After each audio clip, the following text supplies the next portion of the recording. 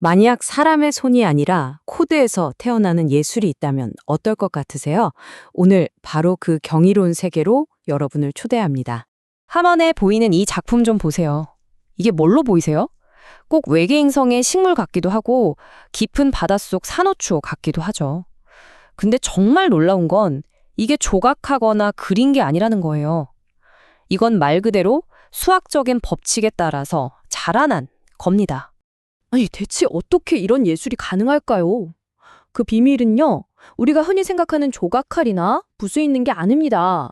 전혀 예상치 못한 곳, 바로 자연의 가장 근본적인 설계도 안에 숨어 있어요. 네, 그 비밀의 열쇠는 정말 놀랍게도 자연입니다. 이 최첨단 디지털 아트의 뿌리가 사실 우리 주변 어디에나 있는 자연의 아주 오래된 패턴과 연결되어 있거든요. 그 패턴의 이름 바로 프랙탈입니다. 간단히 말하면 프랙탈은 끝없이 반복되는 패턴이라고 생각하시면 돼요. 어떤 작은 부분을 확대해도 전체랑 똑같은 모습이 계속해서 나타나는 그런 구조인 거죠. 프랙탈의 핵심적인 특징은 딱 두 가지예요. 첫째는 자기 유사성. 방금 말씀드린 것처럼 어떤 부분을 확대해도 전체랑 똑같은 모양이 나온다는 거고요. 둘째는 무한한 복잡성입니다. 이게 정말 신기한데 아무리 파고들고 또 파고들어도 끝도 없이 새로운 디테일이 계속 나타나요. 진짜 대단하지 않나요? 유한한 공간 안에 무한한 정보가 담겨 있는 거나 마찬가지니까요. 자, 이 슬라이드를 보시면 개념이 확 와닿으실 거예요. 왼쪽에 눈 덮인 나뭇가지랑 오른쪽 디지털 아트 한번 비교해 보세요. 어때요? 가지가 뻗어나가는 방식이 정말 놀랍도록 비슷하죠? 자연은 이미 수억 년 전부터 이런 프랙탈 구조를 써왔던 거고 이제 아티스트들이 바로 그 코드를 예술로 만들어내고 있는 겁니다. 그렇다면 이렇게 놀라운 작품들을 만들어내는 사람은 도대체 누구일까요? 이제 무엇을 봤으니 누가 만드는지로 초점을 옮겨서 이 디지털 세계의 마법사를 한번 만나보겠습니다. 바로 이 사람. 톰 베드다드입니다. 서브블루라는 활동명으로 더 유명한데요. 디지털 아티스트이자 크리에이티브 코더죠. 우리가 흔히 생각하는 그런 붓을 든 예술가와는 좀 많이 달라요. 그의 철학은 이 한 문장에 다 담겨 있어요. 창의적인 과정은 나만의 소프트웨어와 스크립트를 작성하는 것이다.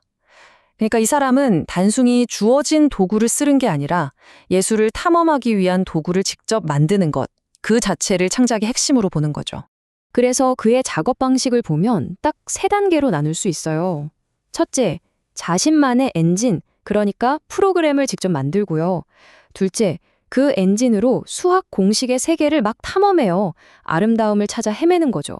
그리고 마지막으로 코드 속에 숨어 있던 전혀 예상치 못했던 시각적인 세계를 발견하는 겁니다. 그러니까 만드는 것보단 발견에 더 가까운 과정인 셈이죠.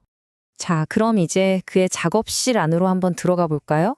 그가 어떤 도구들을 만들었고 또 그걸 어떻게 세상과 나누고 있는지 한번 자세히 들여다보겠습니다. 그의 가장 대표적인 도구가 바로 이 프랙탈 랩입니다. 이게 뭐냐면요. 웹브라우저에서 누구나 직접 3D 프랙탈을 만들고 탐험할 수 있게 해주는 아주 강력한 엔진이에요. 어떻게 보면 예술을 만드는 도구를 모두에게 열어준 일종의 민주화를 이룬 셈이죠. 그리고 진짜 대단한 건 그가 이 모든 걸 혼자만 가지고 있지 않는다는 점이에요.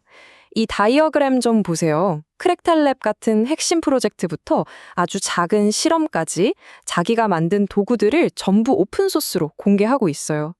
다른 창작자들과 지식을 나누려는 그의 철학이 그대로 보이는 부분입니다. 36개. 이게 무슨 숫자냐면요. 그가 프로그래머들의 공유 공간인 기터브에 공개한 프로젝트 저장소의 개수입니다. 그냥 36이 아니라 그가 이 분야에 얼마나 거대한 기여를 하고 있는지를 보여주는 정말 강력한 숫자라고 할 수 있죠.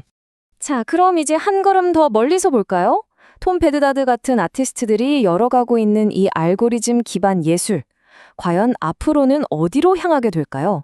그 미래를 한번 그려보겠습니다. 앞으로 우리는 정말 훨씬 더 흥미로운 미래를 보게 될 거예요. 예를 들면 시스템이 어느 정도 자율성을 갖고 스스로 예술을 만들어내는 생성 예술도 있고요. 가상현실, 그러니까 VR 속에서 예술을 그냥 보는 게 아니라 직접 체험하는 몰입형 세계도 열릴 거고요. 그리고 인간과 AI가 파트너가 돼서 완전히 새로운 미학을 찾아 나서는 AI와의 협업까지. 정말 가능성은 무한하다고 봐야죠. 그리고 이 모든 게 더 이상 소수의 전문가들만 하는 그런 영역이 아니에요. 이 사진을 보세요. 한때는 모니터 안에만 갇혀있던 이런 디지털 아트가 이제는 당당히 갤러리로 걸어 나와서 우리 모두가 함께 즐기는 공유된 경험이 되고 있습니다. 자, 오늘 이야기를 마무리하면서 여러분께 질문 하나를 던지고 싶습니다. 이렇게 알고리즘에서 예술이 태어날 때 과연 진정한 예술가는 누구라고 해야 할까요? 이 아름다움을 찾아낸 인간일까요? 아니면 그 아름다움을 실제로 구현해낸 코드 그 자체일까요? 한 번쯤 생각해 볼 만한 질문 아닌가요?